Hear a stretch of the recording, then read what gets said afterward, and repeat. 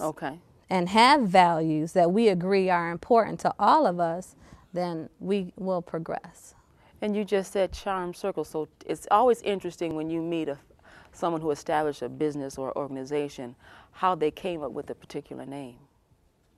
And how did you come up with charm circle? Well, actually, that word is in the dictionary. I would read the dictionary a lot, and I came across that word.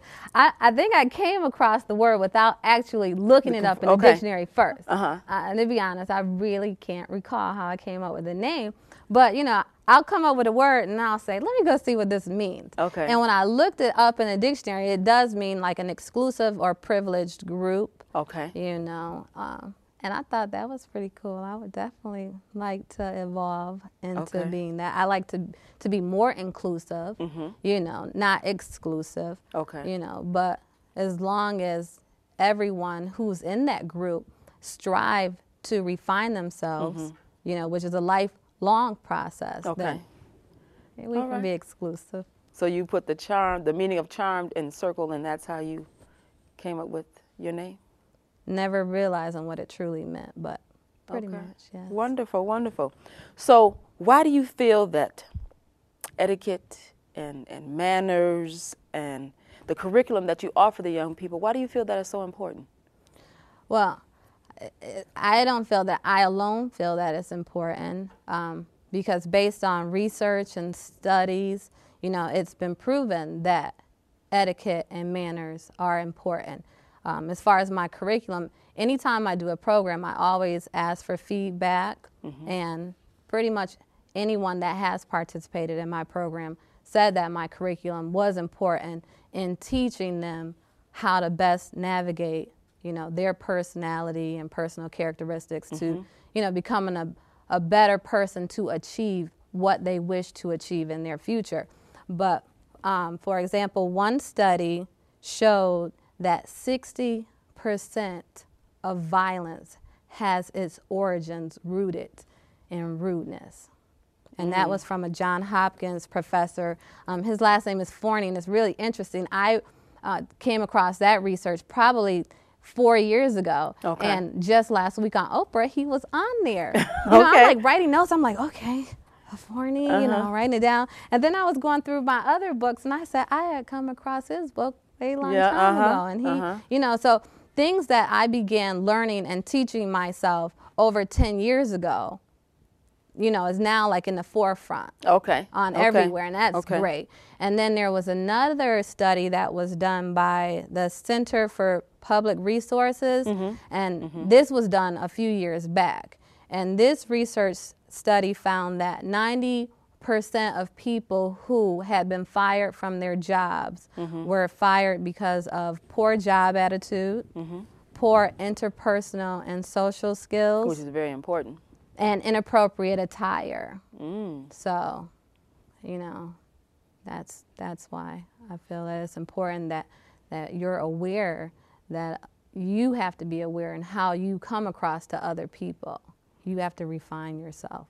Now, with the entertainment industry being very trendy and some of it very provocative, and our young people just so drawn to it, and they have people that they look up to, and young girls get their hair styled like someone, or they go get the outfit that matches what they've seen on television. When you do your program, what do you say to the young women when it comes to their attire? Well, actually, my program is almost always co-ed. Okay. Male and females. Okay. And primarily my groups are high school, juniors and seniors. And I always start off, by telling them, I apologize to you all that you are a part of a generation that has to see so much of this vulgarity and blatant sexuality, because we weren't a part of a generation that every time we looked at TV, that's what you saw. But I tell them, you are in control of what you allow your eyes to see and what you allow your ears to hear. Turn it off, And, it was even an incident where I called a local radio station. It was about 3 o'clock in the afternoon.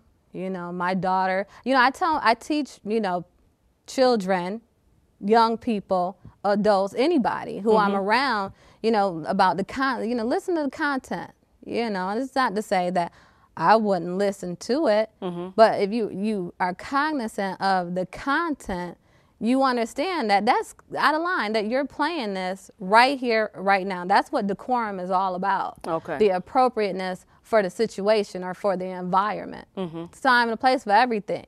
Yes. We can look back at Teddy Pendergrass and all those other people, Betty Wright, Yeah. and some of the stuff that they sang about, was, but it was a time and a place. Right. And I called the local radio station and told them, it's 3 o'clock in the afternoon. I really, don't think you should be playing this at this time in the afternoon. I have 3 sons. Okay. And he told me, turn off the radio. And I said to him, well, you're right. But I'm a mom that's fortunate enough to be home with my kids at this time of the day. What about those parents that aren't there? Right. To turn off the radio. Where's your accountability for that? When you care so much about the community, when you're controlling what they hear, that is pretty much the first step to your mind. You have to control your mind.